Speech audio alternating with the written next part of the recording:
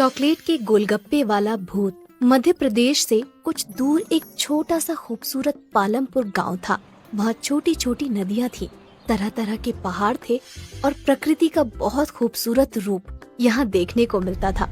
लेकिन इन सब के बावजूद पालमपुर की सबसे मजेदार चीज वहाँ हर साल लगने वाला बसंत का मेला था। कहते हैं कि पालमपुर में लगने वाला मेला इतना बड़ा होता था कि कोई भी उसे एक दिन में पूरा नहीं घूम सकता था। उस मेले में गांव वाले तरह तरह के खिलौने, कई तरह की मिठाइयाँ, न जाने कितने किस्म के खेल और अलग अलग तरह की खाने पीने वाली चीजों का ठेला लगाते थे। और इन ठेलों में से एक सबसे मशहूर ठेला था सुरेश चाट भंडार। 4 पहियों के इस ठेले पर सुरेश चाट पापड़ी, टिक्की और गोलगप्पे बेचता था। लेकिन बाकी सभी चीजों से ज्यादा लोगों को सुरेश के गोलगप्पे पसंद थे। मेले में हर रोज सुरेश ठेला भर कर गोलगप्पे लेकर जाता था, लेकिन शाम होने से पहले ही उसके सारे गोलगप्पे बिक जाते थे। काफी बड़े बड़े लोग सुरेश को हराने की कोशिश कर चुके थे, लेकिन कोई भी उसे हरा ना सका, क्योंकि उसके गोलगप्पों की बात ही अलग थी। सुरेश के साथ उसका एक 12 साल का बेटा माधव और एक 16 साल का लड़का रोनित रहता था। रोनित सुरेश का बेटा नहीं था, पर पिछले साल एक दुर्घटना में अपनी बीवी को खो देने के बाद सुरेश ने अपना हाथ बटाने के लिए रोनित को साथ रख लिया था। रोनित अनाथ था। मेले में सिर्फ एक दिन बाकी रह गया था। सुरेश और रोनित दोनों तैयारियों में लगे हुए थे। सुरेश जल्दी जल्दी गोलगप्पे तल रहा था, तभी उसकी नजर माधव पर जाती है, जो बने हुए गोलगप्पों के साथ कुछ कर रहा होता है। माधव बड़ा ही चंचल होता है। वो गोलगप्पों में कभी कुछ मिला देता तो कभी कुछ। माधव को देखकर सुरेश कहता है, अरे मेरे साइंटिस्ट अब क्या कर रहा है गोलगप्पों के साथ? 1 मिनट पापा। माधव ने गोलगप्पों में थोड़ी सी हल्दी, मिर्च और धनिया डाली, फिर उस पर दही डालकर कहने लगा, ये लो, ये बन गए चटपटे दही वाले गोलगप्पे। जब तू गोलगप्पे बेचेगा ना, तब ये सब नुस्खे अपनाना। अरे माधव, पढ़ लिख कर गोलगप्पे क्यों बेचेगा?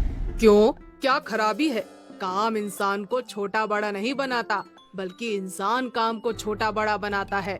अच्छा, मतलब ये गोलगप्पों में मिर्च धनिया भरकर बड़ा इंसान बन जाएगा? क्या पता बन जाए। तुम्हें पता है माधव जिस उम्र में है, उस उम्र में एक इंसान का दिमाग सबसे ज्यादा तेज होता है। वो ये सब बातें कर ही रहे होते हैं कि तभी माधव चिल्लाता है, ये देखिए पिताजी, मिट्टी के गोलगप्पे। ये देखकर रोनित हंसने लगता है और कहता है, अगर गोलगप्पे में मिट्टी मिला देना दिमाग है, तो अच्छा है मेरे में कम दिमाग है। अच्छा चुप रहो, वो हरी वाली पोटली लाकर इस पानी में मिला दो। मैं बाहर काम से जा रहा हूँ, आते हुए रात को देर हो जाएगी। ये कहकर सुरेश वहाँ से चला जाता है और रोनित पोटली के पास चला जाता है। वहाँ 2 रंग की पोटलियाँ होती हैं, एक लाल और एक हरी। रोनित गलती से हरी की जगह लाल वाली पोटली उसमें मिला देता है। तभी उसे बाहर से कुछ आवाज आती है और रोनित बिना पानी को देखे ही बाहर चला जाता है। उसने ध्यान ही नहीं दिया कि पानी का रंग हरे की जगह काला हो गया था। रात को जब सुरेश घर वापस आता है तो देखता है कि माधव अपने बिस्तर पर सो रहा होता है, पर रोनित घर में कहीं नहीं होता। सुरेश को लगता है कि वो काम खत्म करके अपने दोस्तों के साथ खेलने चला गया होगा। रात को सोने से पहले वो निश्चय करता है कि कल की तैयारी का सारा सामान देखकर सो जाएगा। वो चाट पापड़ी देखता है, जो कि बिल्कुल ठीक होती है। गोलगप्पे भी अच्छे ही दिख रहे होते हैं। फिर वो पानी के ड्रम से ढक्कन हटाता है और देखता है कि पानी भी देखने में बिल्कुल ठीक लग रहा है। उसका रंग भी आम तौर की तरह हरा ही है। सुरेश चैन की सांस लेता है और सो जाता है। अगले दिन सुबह सुबह सुरेश मेले में अपना ठेला लेकर पहुंच जाता है। सुरेश काफी थका हुआ था, क्योंकि रोनित अभी तक वापस नहीं आया था, इसलिए उसे अकेले ही सारा सामान ठेले पर लाद कर मेले में आना पड़ा। वो रोनित से गुस्सा भी था और उसे उसकी फिक्र भी हो रही थी। मेले में खड़ा सुरेश रोनित के बारे में सोच ही रहा था कि उसको एक आवाज आती है, भैया गोलगप्पे दो ना। जी देता हूँ।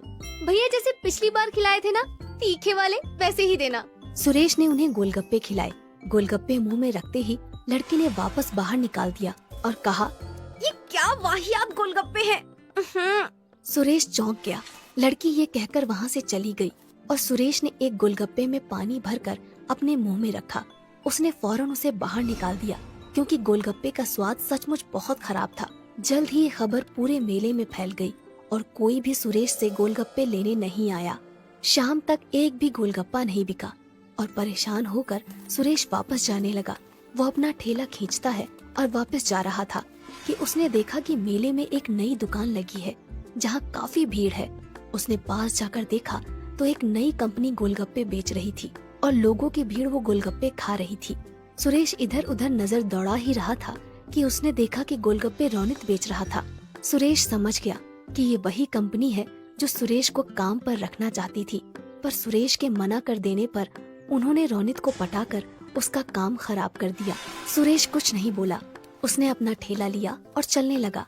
उसे इस बात का दुख नहीं था कि उसके गोलगप्पे नहीं बिके, पर इस बात का ज्यादा दुख था कि जिस रौनित को उसने अपने बच्चे की तरह पाला, उसने उसे धोखा दे दिया। यही सोचते सोचते वो घर पहुंच गया। उसे देखते ही माधव बहुत खुश हुआ और बोला, पापा आप इतनी जल्दी आ गए और सारे गोलगप्पे वापस क्यों ले आए? वो बेटा, पता है मुझे, आप इसलिए लाए ना ताकि मैं नए गोलगप्पे बना सकूं। सुरेश ने मुस्कुराकर कहा।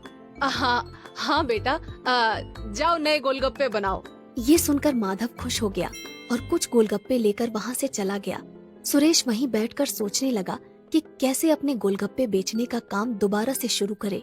वो ये सब सोच ही रहा होता है कि माधव अचानक उसके सामने आकर कहता है, पापा आ करो। अरे क्यों? आ करो ना। सुरेश ने अपना मुंह खोला और माधव ने एक काला सा गोलगप्पा उसके मुंह में डाल दिया। ये क्या डाल दिया मेरे मुंह में? क्या मिलाया है तूने इसमें? चॉकलेट। अच्छा। ये गोलगप्पे खाकर सुरेश के दिमाग में एक आइडिया आया ही होता है कि तभी माधव कहता है, ये लो पापा, ये भी खाओ। सुरेश मुंह खोलता है। इसमें क्या मिलाया है तुमने? मिट्टी और लाल मिर्च। सुरेश हंसने लगता है और माधव को गले से लगा लेता है। फिर सुरेश पूरी रात अपने कमरे में कुछ करता रहता है। अगले दिन मेले में रौनित के गोलगप्पे बिक रहे होते हैं। तभी एक आवाज आती है, ये क्या खा रहे हो? वहाँ चलो सुरेश के पास, कुछ नए किस्म के गोलगप्पे आए हैं। ये सुनते ही सब सुरेश के पास चले जाते हैं और देखते हैं कि उसके ठेले पर चॉकलेटी रंग के बेहद खूबसूरत और अलग से गोलगप्पे रखे हैं। सब वो गोलगप्पे खाते हैं और सुरेश की बहुत तारीफ करते हैं। तभी रौनित वहाँ आता है और कहता है, तुमने ये कब बनाए? मेरे जिस बच्चे का तुम मजाक उड़ाते थे उसी का आइडिया है ये। ये किसके गोलगप्पे हैं? चॉकलेट के। अच्छा, मैंने तुम पर बहुत भरोसा किया था रौनित, पर तुमने वो तोड़ दिया। रौनित कुछ कहने ही वाला होता है कि अचानक भीड़ से आवाज आती है, और गोलगप्पे दो भैया। अरे भैया और गोलगप्पे तो खिलाओ। अरे बिल्कुल बिल्कुल, अभी खिलाता हूँ मैं। ये कहकर सुरेश गोलगप्पे बेचने लग जाता है और दोबारा पालमपुर के बसंत के मेले का सबसे मशहूर गोलगप्पे वाला बन जाता है, चॉकलेट के गोलगप्पे वाला।